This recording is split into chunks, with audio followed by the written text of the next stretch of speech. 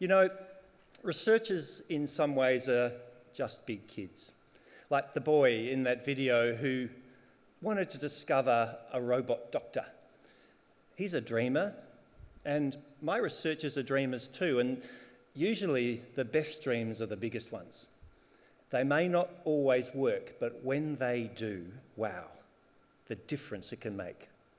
And so I'm lucky. I get to run a research institute packed to the rafters with incredibly smart dreamers. And my job is to try and make it possible for them to test their ideas, to see if they work.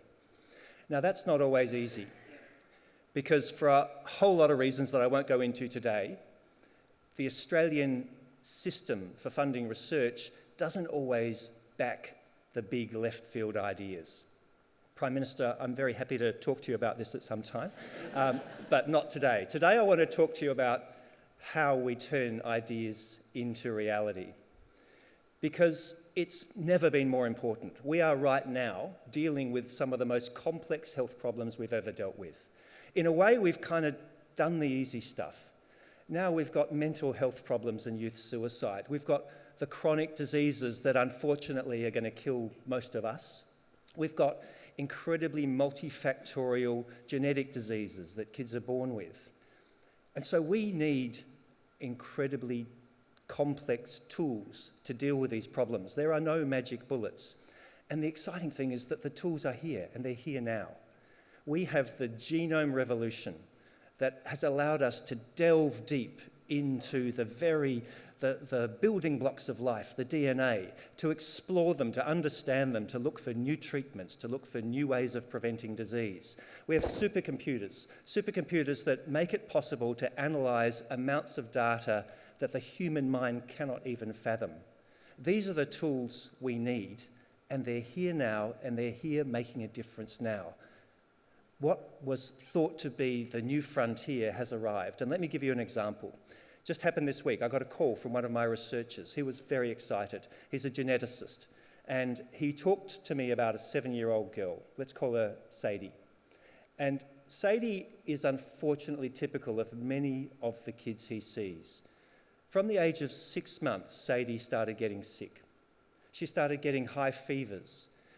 Various body organs would fail at different times. She'd lose weight. In her 7 years of life, she's been in hospital 40 times. She has seen specialists all over the place. She's had blood tests galore. And nobody knows what's wrong with Sadie.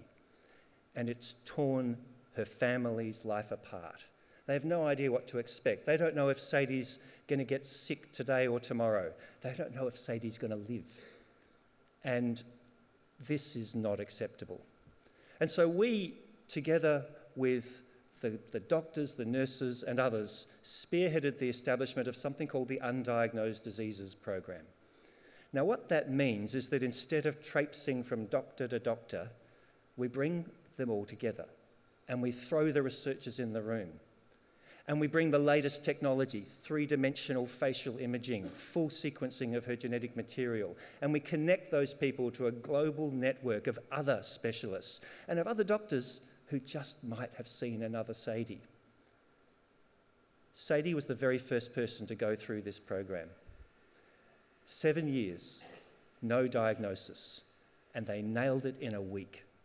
They found the 1 in a million genetic defect that is entirely responsible for Sadie's problems.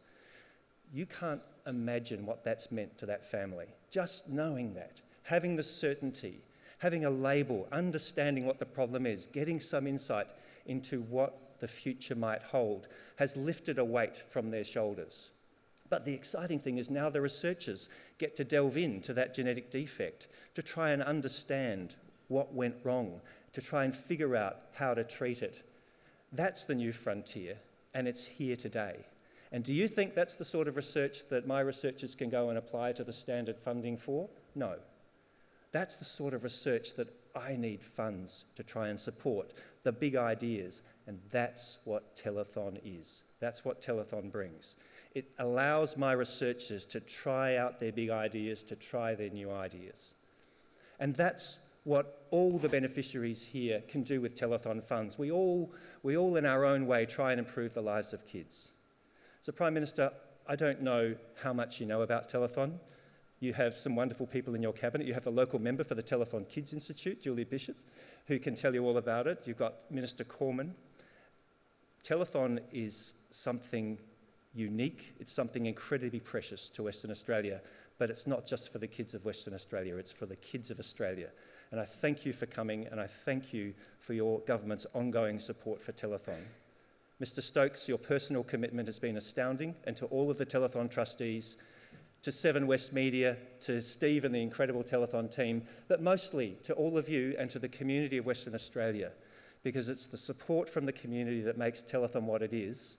And for the Telethon Kids Institute, it's that support that allows us to discover things to help the kids of Australia.